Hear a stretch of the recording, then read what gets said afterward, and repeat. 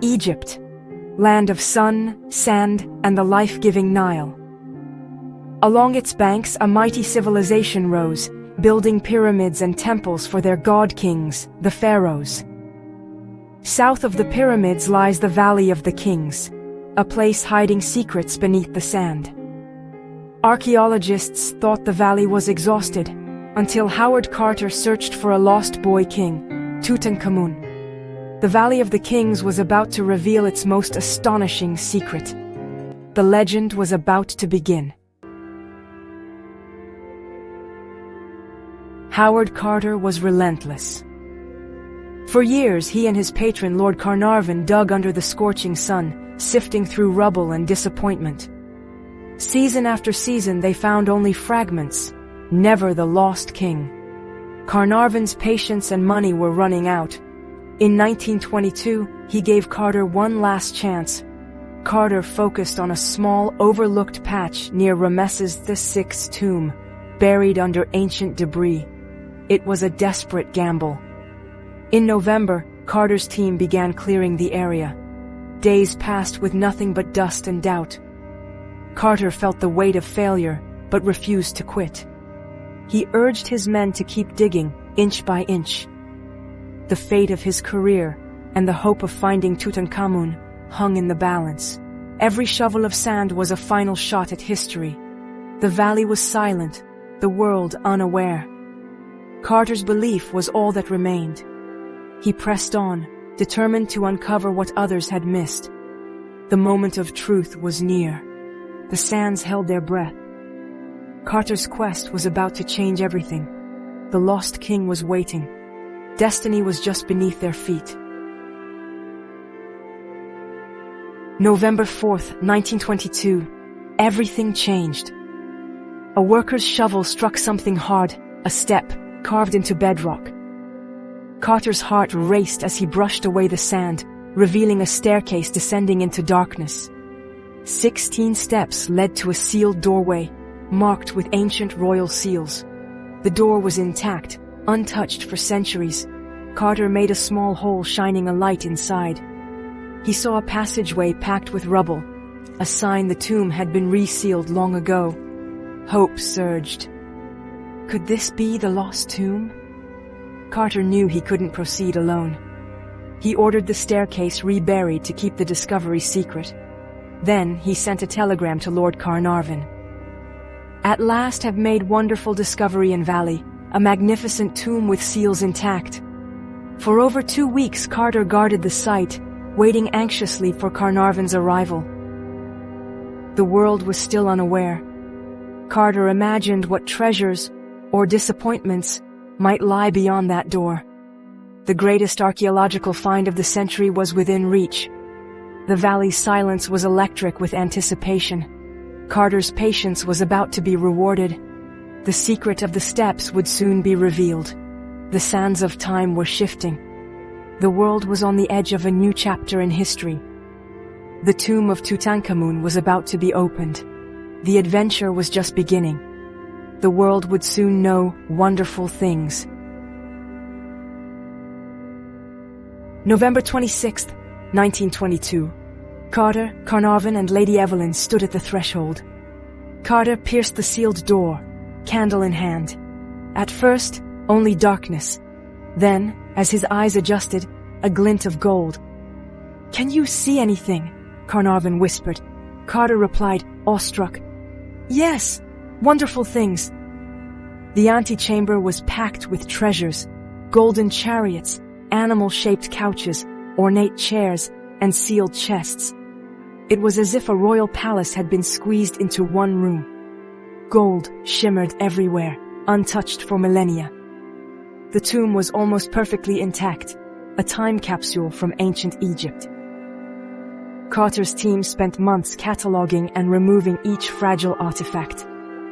Every object told a story of royal life and belief in the afterlife. As they cleared the room, they found another sealed doorway, guarded by 2 black statues of the king. Beyond it lay the burial chamber, the heart of the mystery. The world was captivated. The greatest secret was still hidden.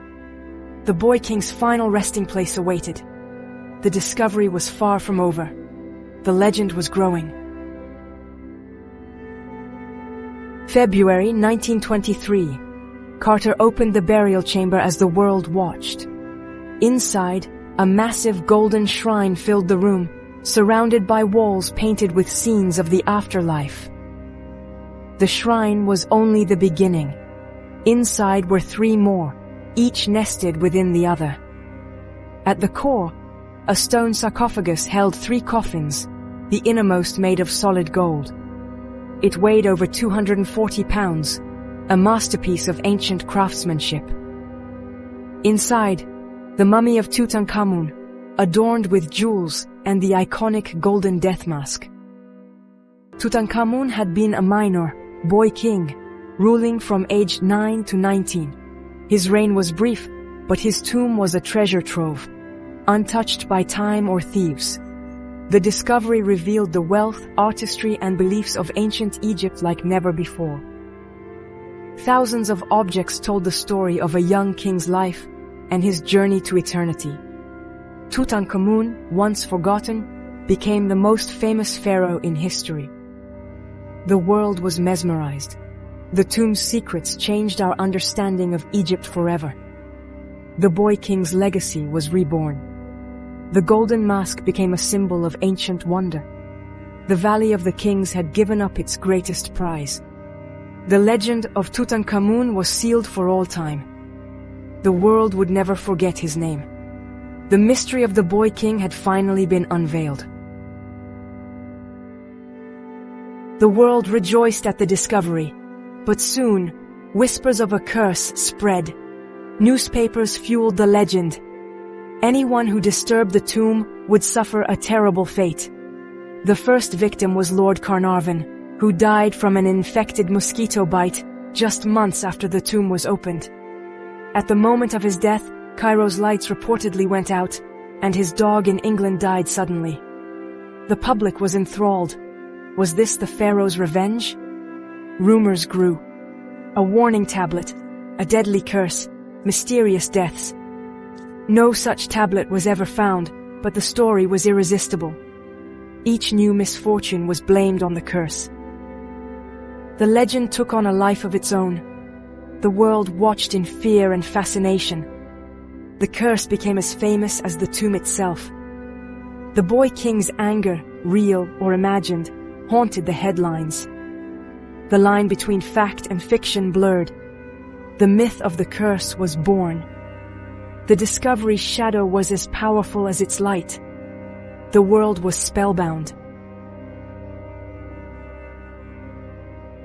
The curse's legend grew with every new tragedy. Visitors and team members who died, by illness, accident, or violence, were added to the list of victims. Each death, no matter how unrelated, fueled the myth. The press ignored facts for a better story. Yet many involved lived long, healthy lives, including Howard Carter himself.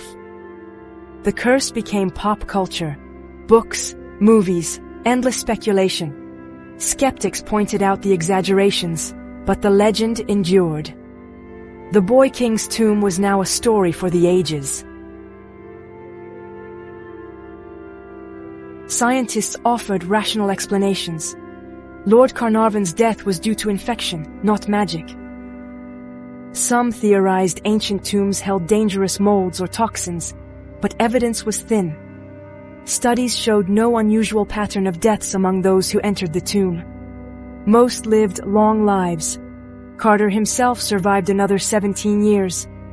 The curse was a product of media hype and imagination. The real story was one of discovery, not doom. The legend of the curse, though thrilling, was just that, a legend. Today, King Tutankhamun is a global icon. His golden mask is a symbol of ancient Egypt's mystery and splendor. Exhibitions of his treasures have inspired millions. The story of his tomb is one of adventure, discovery, and wonder. The legend of the curse adds a layer of intrigue. Carter's careful work set new standards for archaeology. The tomb gave us a vivid glimpse into a vanished world.